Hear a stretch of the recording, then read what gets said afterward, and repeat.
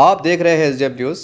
मैं हूँ रियाद अंसारी। इस वक्त मैं महाराष्ट्र के ऐतिहासिक शहर औरंगाबाद छत्रपति संभाजी नगर से बात कर रहा हूँ। देखिए, महाराष्ट्र में महानगर पालिका के चुनाव हलचल हो चुकी है। इसी तरह हमारे शहर में भी, औरंगाबाद शहर में भी हर पार्टी अपने अपने स्तर पर जो है तो चुनाव की तैयारी में लगी हुई है और हर इच्छुक उम्मीदवार भी इलेक्शन चुनाव की तैयारी में लगा हुआ है। और इस वक्त हम तमाम देखने वालों को बता दें कि देखिए, हम हर पार्टी का, हर इच्छुक उम्मीदवार का इंटरव्यू कवर करने की हम कोशिश कर रहे हैं ताकि उनका बैकग्राउंड, उनका बायोडाटा, उनकी कारगुजारी, उनकी सोच, उनकी विचार आप तक पहुंच सके और चुनाव के दौरान आपको फैसला करने में आसानी हो जाए। इसी पस मंज़र में, इसी सिलसिले में आज में जिस स्क्रीन पे आप जो देख रहे हैं, इन्होंने हाल ही में कांग्रेस पार्टी में प्रवेश किया है। इनका नाम है मजाज अहमद खान साहब है और सामाजिक एक्टिविटी हमेशा रहती है, सोशल मीडिया पर छाए रहते हैं। चलिए आज से आप और ख़ासकर वार्ड नंबर 5 यानी कि बुड्डी लाइन की जनता से हमको रूबरू कराने जा रहे हैं। सर, सबसे पहले हमारे चैनल में आपका खैर मकदम स्वागत है। सर, ये बोलिए सबसे पहले कि इस चुनाव की हलचल चल रही है, आपने पार्टी में प्रवेश किया है, सबसे पहले तो ये बोलिए कि आपने कांग्रेस पार्टी में प्रवेश क्यों किया? आपके माध्यम से मैं औरंगाबाद शहर के तमाम जनता को अस्सलाम वालेकुम, जय भीम, नमस्कार, सत श्री अकाल, जय हिंद। मेरा नाम मजाज अहमद खान। मैं कांग्रेस पार्टी का माइनॉरिटी शहर उपाध्यक्ष की पद पे बैठा हूँ अभी। और कांग्रेस पार्टी मैं इसके लिए ज्वाइन किया हूँ, पहले पीछे आम आदमी में मैं 3 साल से था जी। पार्टी बदलने का मेरा कोई ख्याल नहीं था, पर हालात ऐसे थे क्या, देश के जो हालत थे उस संविधान को बचाने के लिए थे, तो आम आदमी पार्टी ने इंडिया अलायंस करके जो है तो महाराष्ट्र के अंदर महागठबंधन को नुकसान ना पहुंचे इसके लिए सीट नहीं लड़ा पाई। चाहे वो खासदार के टाइम की बात हो चाहे वो आमदार के टाइम की बात हो। तो हमने पार्टी से सवाल किया कि हम ग्राउंड लेवल पे इतना मेहनत कर रहे हैं, वर्क कर रहे हैं और पार्टी जो है तो इंडिया अलायंस में सीट नहीं लड़ा रही है, तो कहीं ना कहीं हमको कार्यकर्ताओं को मजबूत और ताकत नहीं मिल रही थी काम करने के लिए। तो विचार किया हमने कि फिर वह कोई और पार्टी जो है तो हम अगर चॉइस करते हैं तो उसमें हमको एक नेशनलिस्ट पार्टी चाहिए थी, सेकुलर पार्टी चाहिए थी, जो कि राहुल गांधी के नेतृत्व में चल रही है देश के अंदर कांग्रेस जी। एक कांग्रेस पार्टी ही ऐसी पार्टी है जो सबकी विचारधाराओं को समझती है, सबको लेके चलती है। ये और बात है क्या, लोग तरह तरह के जो है तो टाइम बाय टाइम उस पर आरोप लगाते हैं कि ऐसे हालात थे, वैसे हालात थे इसमें। तो देखो, राजकारण में जिसकी सत्ता रही उसका काम है हर चीज़ को लेके चलना जी। पर जनता को क्या है, पॉलिटिकल लोग गुमराह कर रहे हैं।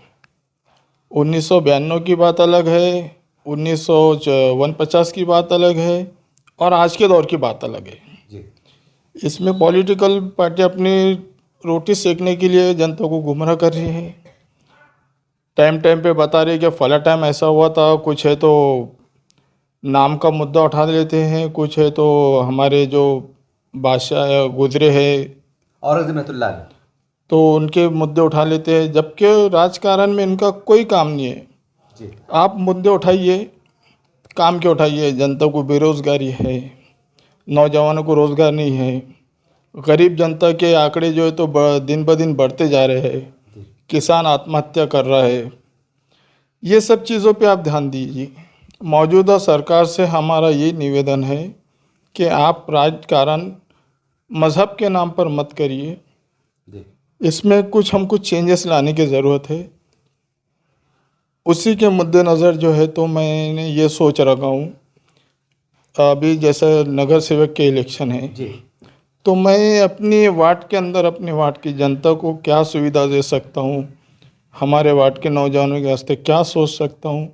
ये 6 साल का मेरा वार्ड में सर्वे रहा है जी। और इंशाल्लाह वार्ड की जनता अगर हमें मौका देती है, मुझे मौका देती है या पार्टी भी मुझे तो टिकट देती है, तो इंशाल्लाह मैं वो मैनिफेस्टो के अंदर लेके वार्ड की जो भी मूलभूत सुविधा है उसको दूर करूँगा इंशाल्लाह।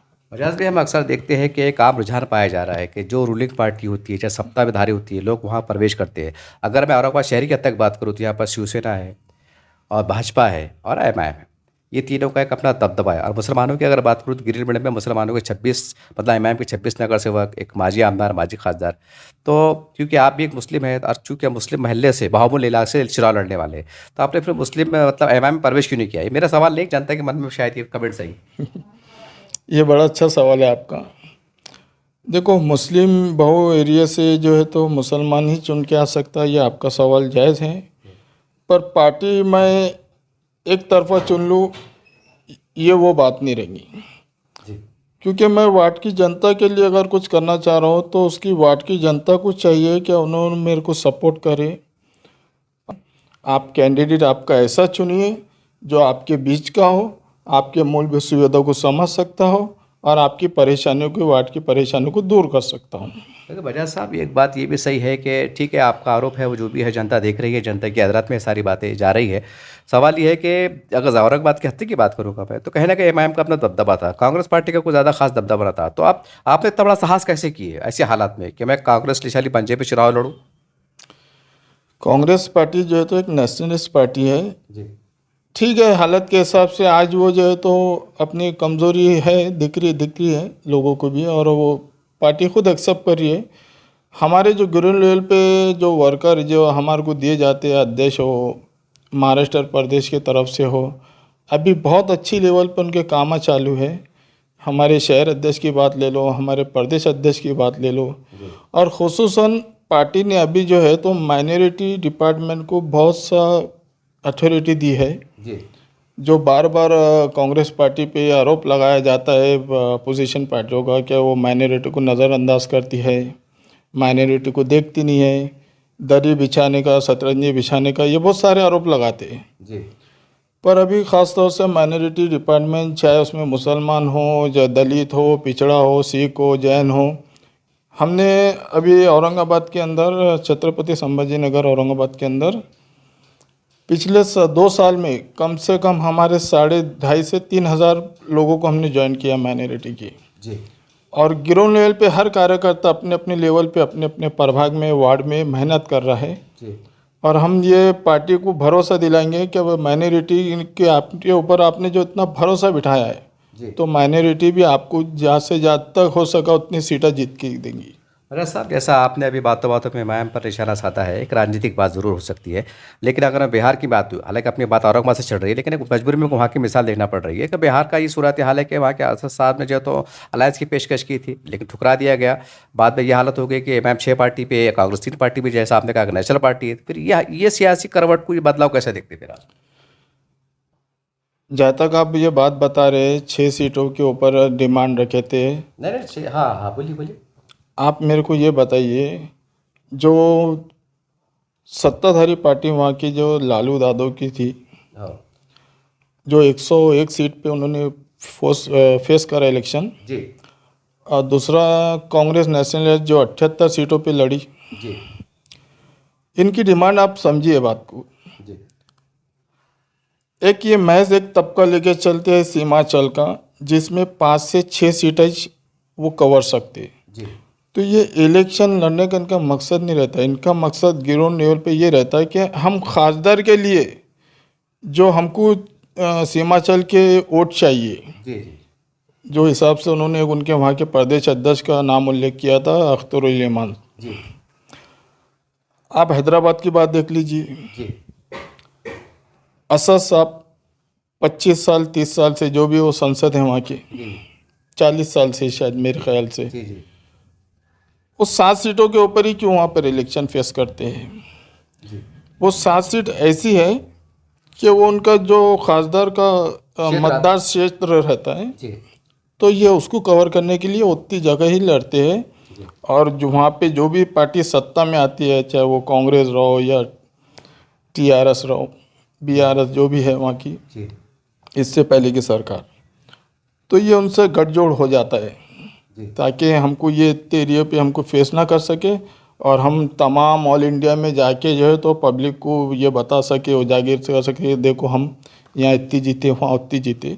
जी बोलने की बात यह है कि इनका अंदर का जो माइंड रहता, ये पहले से सेट हुआ रहता है। जी प्रचार में हर किसी को राइट से इलेक्शन लड़ने का, अपनी बात रखने का जनता के सामने, जी पर ये जनता को सोचना चाहिए कि हम किस तरीके से हमारे को राजनीति समझना है और उसके ऊपर चलना है। सर आजकल अगर अगर देखें तो आज पूरे देश में उथल पुथल का माहौल चल रहा है और महाराष्ट्र में भी चुनाव लग चुके हैं, जिला परिषद है, ग्राम पंचायत है, महानगर पालिका है। एक आवाज़ जनता के बीच में उठ रही है कि भाई अब सेकुलर पार्टियों का अलायंस होना चाहिए, जैसा उसमें एमआईएम भी है, राष्ट्रवादी भी है, कांग्रेस भी है, सेकुलर शिवसेना भी है।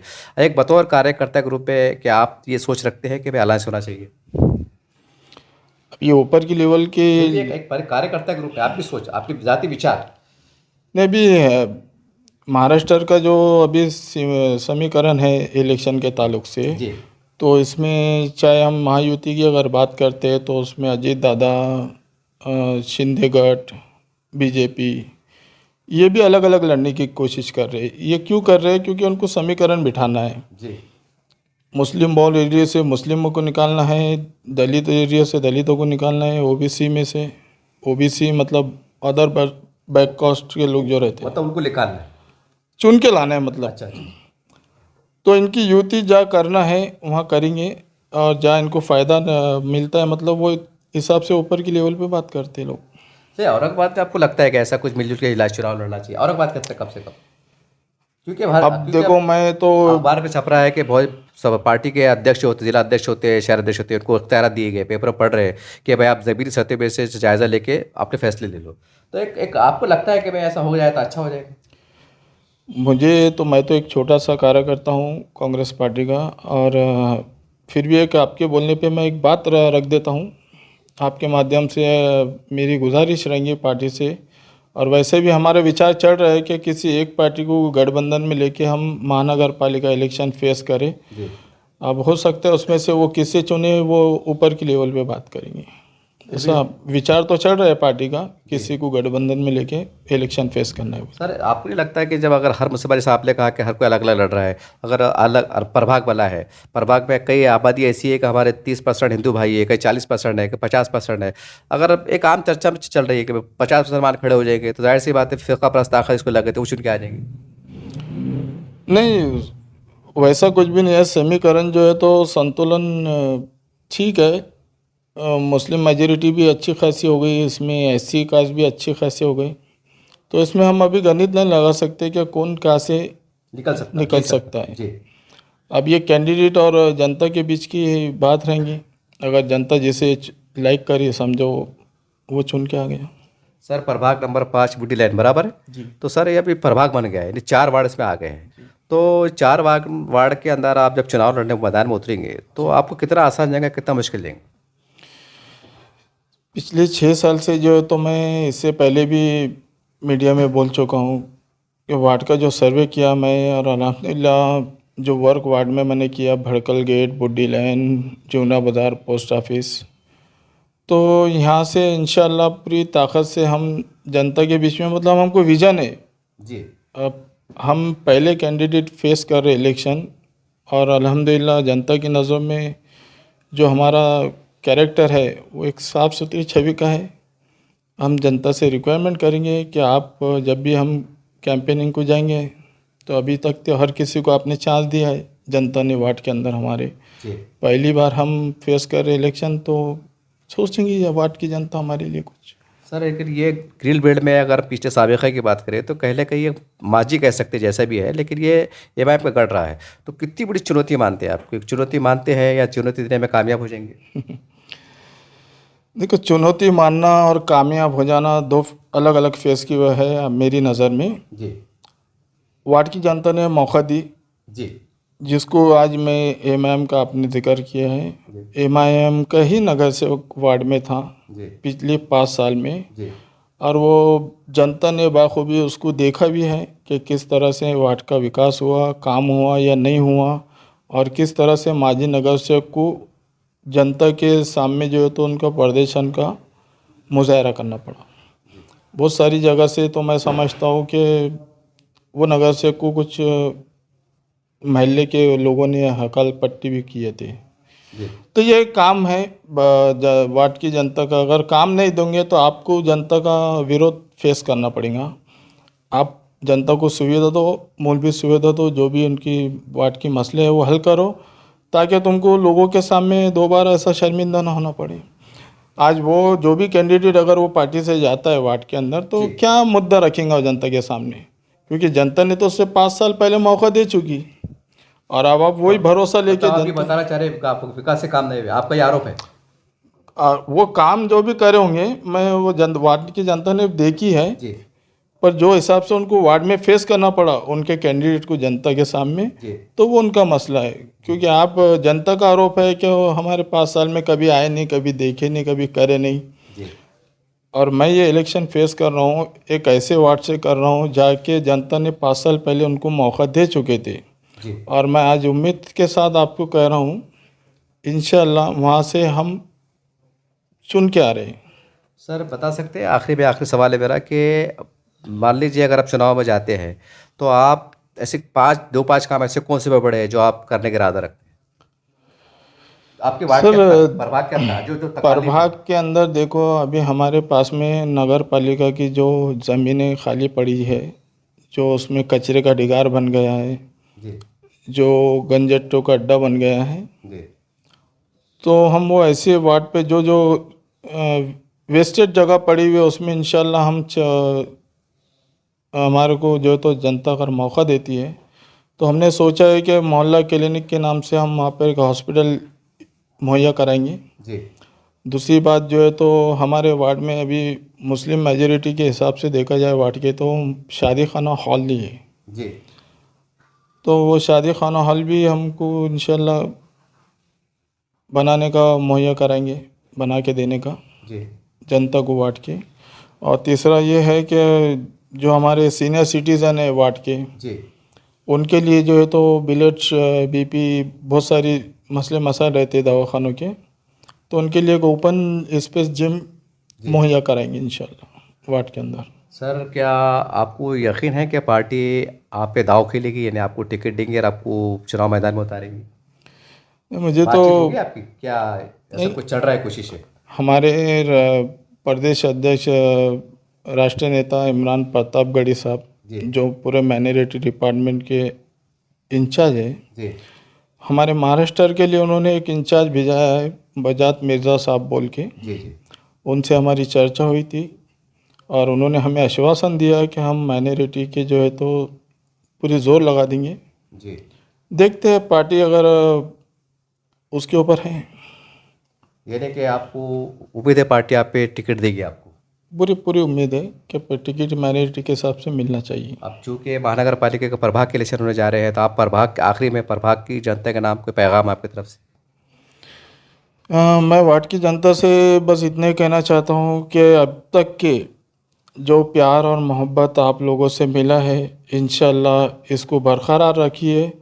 कुछ समय और इंतज़ार करना है हमें, चाहे इलेक्शन ये महीने भर के बाद हो या अभी सुनने में आ रहा है कि 2 महीने और डिले हो रहा है।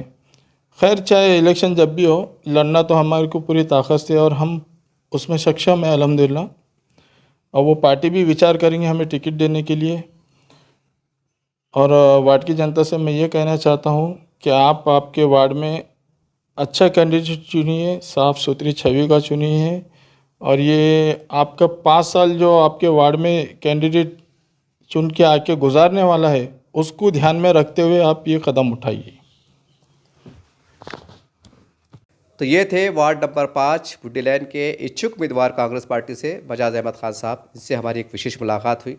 और जैसा हमने पहले कहा कि हमारे वार्ड में जा रहे हैं, हर प्रभाग में जा रहे हैं, और जो इच्छुक उम्मीदवार है, कुछ नौजवान उम्मीदवार है जो अलग अलग पार्टी से वाबस्ता है, इनके इंटरव्यूज़ कवर कर रहे हैं और इनके ख्यालात को, इनके बात को, इनके समाज की बातों को, इनकी विचारधाराओं को, इनकी पार्टी के विचार को आपके सामने रखने की हम एक प्रयास कर रहे हैं, कोशिश कर रहे हैं, ताकि जब चुनाव का माहौल आ जाए तो ये तमाम चेहरे, इनकी बातें आपके जहन नशीन हो जाए और आपको फैसला करने में आसानी हो जाए। यही मकसद से हम जो इंटरव्यू कवर कर रहे हैं, ना हम किसके पक्ष में हैं, ना किसके खिलाफ में हैं। बस एक ही मकसद है कि तमाम मनोयन बात, इनका बायोडाटा, इनकी सामाजिक कारगुजारी, इनकी तमाम दावे और वादे आपके सामने आए। और आखिरी में स्क्रीन पे देखेंगे इनके कुछ यादगार कामें हैं जो फोटोग्राफी के ज़रिए इन्होंने हमको अभी थोड़ी देर पहले दिए है। इंशाल्लाह आखिरी में वो फोटोग्राफी भी आप देखेंगे। और इंशाल्लाह और 2 दिन के बाद जो है तो इनके तमाम मैं फ़ोटोग्राफ्स लिया हूँ ख़ासतौर से एक डॉक्यूमेंट्री फिल्म के तौर पर। इंशाल्लाह 2 दिन उसके बाद वो भी बताने की कोशिश करूँगा। बहरहाल आज के लिए इतना ही। देखते रहिए आप न्यूज़ चैनल। जय हिंद, जय महाराष्ट्र।